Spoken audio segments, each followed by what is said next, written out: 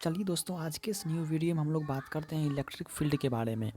Last video में हम लोगों ने डिस्कस कर लिया है Coulomb's law and it's vector form, और उसके साथ साथ हम लोगों ने परमिटिविटी के बारे में, रिलेटिव परमिटिविटी क्या होता है, ये सारा टॉपिक हम लोगों ने डिस्कस कर लिया है।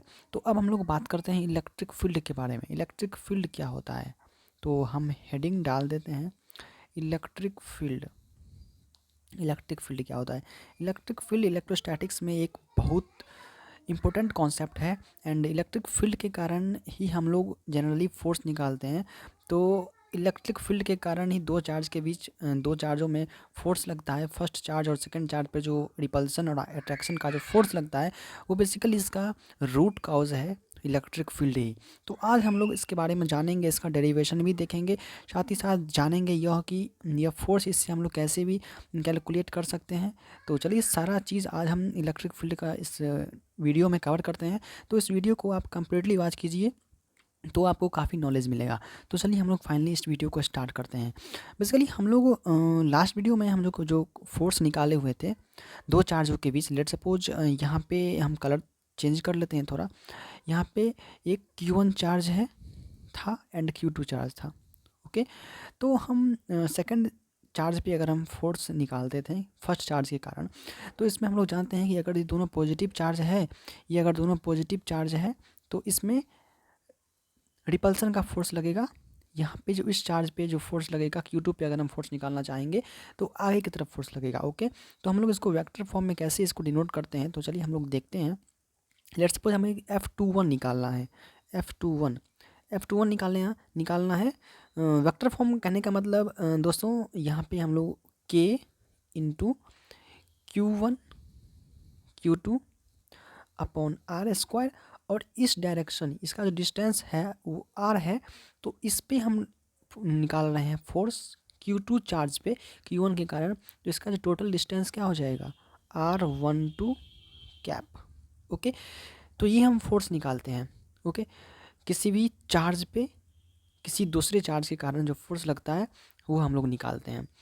तो ये है, लेकिन आपको यह समझना ज़रूरी है कि यह फोर्स जो लग रहा है, इसका मेन जो कारण है, जो मेन इसका जो कॉज है, वो इलेक्ट्रिक फील्ड के कारण ही फोर्स लग रहा है। तो आप लोग सोचते होंगे कि इलेक्ट्रिक फील्ड के कारण कैसे लग रहा है।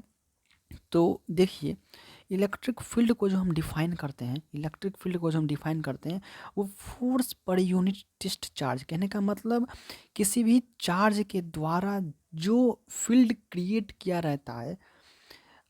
Let me explain you again, wait. Let suppose Q1 Q charge है यहाँ पे, इसको हम थोड़ा कलर चेंज कर लेते हैं। वेट कीजिए थोड़ा आप, हम इसका थोड़ा कलर चेंज कर लेते हैं। लेट सपोज यहाँ पे Q चार्ज है। ओके, तो ये एंड ये Q1 चार्ज है। ओके, तो Q1 चार्ज पे जो फोर्स लगेगा ना, वो Q चार्ज अपने आउटवर्ड में एक फील्ड क्रिएट करता है। कहने का मतलब ये अपने सराउंडिंग में फील्ड क्रिएट करता है। हालांकि ये फील्ड जो होता है वो कोलैप्स नहीं करता है, हम यहाँ पे आपको समझने के लिए बस दिखा दिए हैं। वो अपने सराउंडिंग में फील्ड क्रिएट करता है, वो फील्ड जितना क्रिएट करता है, उस फील्ड क्रिएशन के कारण ही दूसरे चार्ज पे फोर्स लगता है। और ये जो फील्ड है जितना दूर होता जाएगा, उसका जो फील्ड का जो इंटेंसिटी है वो कम होता जाएगा। ओके, तो दूसरा चार्ज जो ये फोर्स फील कर रहा है, वो इस चार्ज के कारण जो फील्ड क्रिएट किया हुआ है, इसी फील्ड क्रिएशन के कारण इस चार्ज पे फोर्स लग रहा है। तो मेन जो रूट कॉज है वो इस चार्ज के द्वारा फील्ड क्रिएट करना ही इसके लिए फोर्स का काम कर रहा है। ओके, तो ये जो है ना, किसी भी चार्ज जो फोर्स फील करता है, चाहे वो अट्रैक्शन का फोर्स हो, चाहे वो रिपल्सन का फोर्स हो, तो वो जो होता है वो इलेक्ट्रिक फील्ड के कारण ही होता है। ओके, तो यहाँ पे अगर हम बात करते हैं, फिर से हम एग्जांपल ये लेते हैं, वेट करते, तो आप लोगों ने ये समझ गए होंगे आप लोग की इलेक्ट्रिक फील्ड जो होता है वो फोर्स पर यूनिट चार्ज होता है। आप चाहे स्मॉल चार्ज ले, चाहे आप जो चार्ज आप यहाँ पे लेंगे, सेकेंड चार्ज, जिस चार्ज पे आप फोर्स स्टार्ट कैलकुलेशन का स्टार्ट करेंगे, वो जो होगा ना, वो अपने सेकेंड चार्ज के कारण जो फील्ड क्रिएशन होगा, उसके कारण ही वो फील्ड होता है। ओके, तो आप लोगों ने इलेक्ट्रिक फील्ड समझ लिया होगा। तो अब हम लोग बात करते हैं कि इलेक्ट्रिक फील्ड, जैसे कि आप फोर्स कैसे कैलकुलेट करते हैं कि के इंटू Q1, अगर आप दो चार्ज ले रहे हैं Q1 एंड Q2, अपॉन दोनों के बीच का डिस्टेंस अगर आप R लेते हैं तो R स्क्वायर होता है। ओके, एंड फोर्स को हम लोग इलेक्ट्रिक फील्ड की तरफ निकालते हैं, फोर्स जो होता है Q टाइम्स E होता है। ओके, आप लोगों ने ये मतलब मैंने अभी जस्ट बताया है कि इलेक्ट्रिक फील्ड जो होता है force per unit test charge होता है। ओके, तो आप इस यहाँ से फोर्स को आप मल्टीप्लाई कर देंगे यहाँ से, और इसको अब ऐसे कर देंगे क्रॉस मल्टीप्लिकेशन, तो F equals to Q E हो जाएगा। Okay, F equals to Q E हो जाएगा। अगर आप वेक्टर अभी हम नहीं ले रहे हैं, ओके, आप वेक्टर भी ले सकते हैं, कोई फ़र्क नहीं पड़ता है, जैसे कि आप वेक्टर यहाँ पे ले सकते हैं। ओके, यहाँ पे वेक्टर भी ले सकते हैं। तो यहाँ पे देखिए एफ़ के जगह पे आप क्यू ई अगर पुट कर देते हैं, एफ़ के जगह पर आप क्यू ई पुट कर देते हैं, जिस चार्ज के कारण दो चार्ज है, तो अगर सेकंड चार्ज पे फोर्स लगाना चाहते हैं क्या होता है, तो फर्स्ट चार्ज के कारण जो फील्ड क्रिएट हो रहा है तो यहाँ पे हम Q1 डाल देंगे, क्योंकि दो चार्ज हम लोग लिए हुए हैं, फर्स्ट चार्ज और सेकंड चार्ज।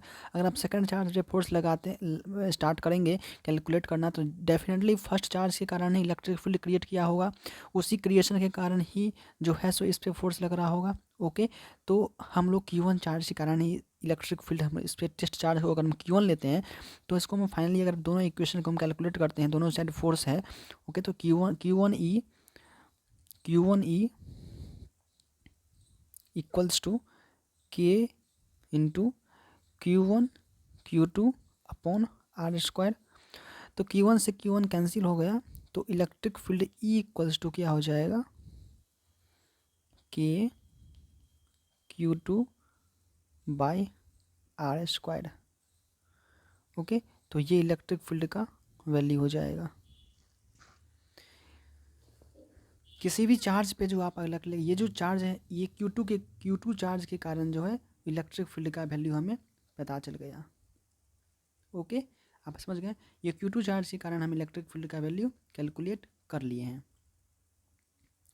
आप लोग देख लिए Q2 चार्ज के कारण इलेक्ट्रिक फील्ड कितना जाएगा, वो Q2 चार्ज के कारण जो इलेक्ट्रिक फील्ड होगा E equals to Q2 upon R square. और इलेक्ट्रिक फील्ड जो है वो इन्वर्सली प्रोपोर्शनल होता है डिस्टेंस के, क्योंकि आप जितना दूर लेके आप जाएंगे इलेक्ट्रिक फील्ड का वैल्यू उतना कम होगा। आप लोग देख सकते हैं कि दोनों चार्ज हैं, तो इस चार्ज के कारण जो फील्ड क्रिएट हो रहा है, तो अगर अब इसको हम दूर लेकर चले जाते हैं तो डेफिनेटली इसका जो होगा वो डिस्टेंस बढ़ गया, तो इसका जो फील्ड का जो पहले ये यहाँ तक करता था, लेट सपोज अगर हम इसको पहले जैसे कर देते हैं, अगर वेट कीजिए, इसको यहाँ पे था डिस्टेंस, ठीक है, सॉरी चार्ज वहाँ पे था, तो पहले यहाँ तक कर रहा है, मतलब फील्ड जो जा रहा है। ओके, अब इसको हम यहाँ से यहाँ कर दिए हैं, तो इसका जो फील्ड का जो इंटेंसिटी है वो तो उतना तक नहीं जा पाएगा, कहने का मतलब वो तो जाएगा, उतना दूर तक तो जाएगा, लेकिन उतना इंटेंसिटी से यहाँ तक नहीं पहुँच पाएगा। ओके, तो यही है फील्ड के डिस्टेंस बढ़ने का साथ साथ जो इलेक्ट्रिक फील्ड का वैल्यू क्या हो जाता है, कम हो जाता है। और जितना पास आप लाएंगे, आप लोग देखते हैं जितना डिस्टेंस कम होता है फोर्स कितना लगता है, उतना ज़्यादा लगता है, डिस्टेंस जितना कम रहता है फोर्स उतना ही ज़्यादा लगता है। तो वही इलेक्ट्रिक फील्ड के साथ भी रिलेशन है, जो डिस्टेंस आप जितना कम रखेंगे वो जो है इलेक्ट्रिक फील्ड का वैल्यू उतना बढ़ेगा। और इलेक्ट्रिक फील्ड और फोर्स में क्या रिलेशन है, डायरेक्टली प्रोपोर्शनल का रिलेशन है। तो इलेक्ट्रिक फील्ड बढ़ेगा तो क्या बढ़ेगा, फोर्स भी बढ़ेगा। ओके, तो ये दोनों ये है इलेक्ट्रिक फील्ड एंड फोर्स के बीच में यही है डीप रिलेशन है कि इलेक्ट्रिक फील्ड पहले आया उसके बाद फोर्स आया, पहले इलेक्ट्रिक फील्ड आएगा तब भी फोर्स आएगा। अगर इलेक्ट्रिक फील्ड कोई चार्ज जनरेट नहीं करता है, बाय द वे ऐसा पॉसिबल ही नहीं है, जब इलेक्ट्रिक फील्ड होगा ही कोई चार्ज होगा, जैसे कि मास हम लोग ग्रेविटेशनल फील्ड में देखते थे, वैसे इलेक्ट्रिक फील्ड में होगा, उसी कारण यहाँ पे फोर्स हम लोग कैलकुलेट करते हैं। तो चलिए अब हम लोग बात करते हैं कि इलेक्ट्रिक फील्ड ऑफ लाइंस कैसे क्या होता है, इलेक्ट्रिक लाइंस ऑफ फोर्स क्या होते हैं, इसके बारे में चलिए हम लोग फटाफट डिस्कस कर लेते हैं। यहाँ पे इलेक्ट्रिक लाइंस ऑफ फोर्स हम लोग बात करते हैं, जैसे कि कोई पहले हम हेडिंग डाल लेते हैं electric lines of force. Okay, electric lines of force, तो पहला है कि चार्ज जो होगा चार्ज जो होगा, लेट सपोज ये पे क्यू चार्ज है, क्यू चार्ज यहाँ पे हम लोग कोई रखते हैं, ये पॉजिटिव चार्ज है, यहाँ पर डायरेक्टली हम क्यू पॉजिटिव लिखते हैं और ये निगेटिव रखते हैं। तो पॉजिटिव चार्ज जो होता है वो फील्ड जो होता है इसका सो आउटवर्ड होता है, आउटवर्ड डायरेक्शन में। ये अपने से फील्ड से यहाँ से फील्ड जो होगा ना ये निकलेगा, रेडिएट करेगा बाहर की तरफ। फील्ड लाइन का भी हम बात करेंगे आगे, क्रॉस नहीं करते आपस में। तो ये होता है जो आउटवर्ड की तरफ फील्ड लाइंस यहाँ पे जाते हैं। ओके, और वही अगर हम निगेटिव चार्ज की बात करें तो निगेटिव चार्ज में ये इनवर्ड की तरफ होता है। इलेक्ट्रिक लाइंस जो होते हैं वो इनवर्ड की तरफ होते हैं, अंदर की तरफ। ओके, यहाँ पे इसका डायरेक्शन जो होता है वो इनवर्ड के डायरेक्शन में होता है इलेक्ट्रिक फील्ड। ओके, अब हम लोग दूसरे प्रॉपर्टी के बारे में बात करते हैं कि इलेक्ट्रिक लाइंस जो होते हैं वो क्लोज्ड लूप कभी फॉर्म नहीं करते हैं, क्लोज्ड लूप कभी नहीं फॉर्म करते हैं। जैसे कि पॉजिटिव से ये निकलेगा और निगेटिव में जो वो टर्मिनेट करेगा, पॉजिटिव से ये लाइंस निकलेंगे और अंदर इलेक्ट्रिक निगेटिव में क्या हो जाएंगे, जाके समा जाएंगे, अंदर चले जाएंगे। तो ये जो होते हैं यहाँ से तो लाइंस निकलते हैं, जाके फिर यहाँ से जाकर टर्मिनेट कर जाते हैं, अंदर चले जाते हैं। ये क्लोज्ड लूप कहने का मतलब ये ऐसे नहीं फॉर्म होता है। अगर लाइन यहाँ से निकले तो ये जाके यहाँ पे एंड हो जाएंगे लाइंस, ये फिर ऐसे क्रॉस नहीं करेंगे। ओके, फिर ऐसे क्रॉस नहीं करेंगे, इसलिए लाइंस जब क्रॉस पूरा क्लोज्ड लूप फॉर्म नहीं करते हैं। इलेक्ट्रिक लाइंस जो होते हैं वो क्लोज्ड लूप फॉर्म नहीं करते हैं। फिर हम मैग्नेटिक फील्ड में डिस्कस करेंगे, मैग्नेटिक फील्ड लाइंस जो होते हैं वो क्लोज्ड लूप फॉर्म कर जाते हैं। थोड़ा मैं आपको बता दूं, जो जिनके पास कोई नॉलेज होगा तो वो आप समझ जाएंगे। जैसे कि नॉर्थ पोल से यहाँ पे निकलता है मैग्नेटिक फील्ड लाइंस, तो वो साउथ पोल में एंटर करने के बाद यहाँ साउथ पोल से फिर वो नॉर्थ पोल में चला जाता है लाइंस जो होते हैं मैग्नेटिक फील्ड। तो ऐसे करके वो क्लोज्ड लूप क्रिएट कर लेते हैं, यहाँ से जाते हैं, यहाँ से जाते हैं, फिर जाके यहाँ से वापस चले जाते हैं। ओके, लेकिन ये ऐसा काम इलेक्ट्रिक फील्ड में नहीं होता है। इलेक्ट्रिक फील्ड में चार्ज जो होते हैं जो पॉजिटिव से रिलीज कर होते निकलते हैं और जाके अंदर में जाके निगेटिव में टर्मिनेट कर जाते हैं। तो इसलिए फॉर्म क्लोज लूप ये फॉर्मेशन नहीं करते हैं electric lines of force. Okay, और हम लोग बात करते हैं कि तीसरा प्रॉपर्टी के बारे में हम लोग बात करते हैं कि ये जो है ना ये कभी इंटरसेक्ट नहीं करते हैं। इलेक्ट्रिक लाइंस जो होते हैं जैसे कि पॉजिटिव से निकलें और ये अगर पॉजिटिव से निकलते हैं और यहाँ से अगर कोई निगेटिव चार्ज है तो यहाँ जो है ना ये क्रॉस नहीं करेंगे आपस में कभी, ये क्रॉस नहीं करते हैं। क्योंकि अगर क्रॉस कर जाएंगे कि क्रॉस जो कर जाएंगे तो एक ही पॉइंट पे दो टेंजेंट का फॉर्मेशन हो जाएगा। कहने का मतलब ये कि हम कलर इसको चेंज कर लेते हैं। कहने का मतलब ये कि इस पॉइंट पे जो ये लाइंस हैं, जो पॉजिटिव लाइंस हैं, इस पे एक टेंजेंट आप आगे इस साइड होगा और इसमें जो है निगेटिव लाइंस जो यहाँ से आए हुए हैं उसका भी टेंजेंट जो होगा सो यहीं पे हो जाएगा, जो कि मैथमेटिकली ये जो है पॉसिबल नहीं है। एक ही पॉइंट पे एक ही टेंजेंट ड्रॉ होता है, एक पॉइंट पे किसी एक ही टेंजेंट को हम ड्रॉ कर सकते हैं, दो टेंजेंट को ड्रॉ नहीं कर सकते हैं। यहाँ पे हम अलग कलर से आपको दिखा देते हैं, वेट करिए। जैसे कि लाइक पॉजिटिव चार्ज है, ओके, तो यहाँ से ये आगे की तरफ यहाँ पे क्लोज ये इसका लाइंस गया। ओके, और कहीं से लेट सपोज बहुत सारे हैं चार्ज रखे हुए, तो इसको हम ग्रीन ब्लू से इसको ड्रॉ करते हैं। जैसे कि ये ब्लू ये चार्ज है तो यहाँ जाके वो टर्मिनेट करेंगे, यहाँ से टर्मिनेट करेंगे। तो इस पॉइंट पे रेड ये जो पॉइंट बना है, ये जो पॉइंट जहाँ से क्रॉस किया है वहाँ एक ही पॉइंट पे दो टेंजेंट नहीं फॉर्म हो सकते हैं।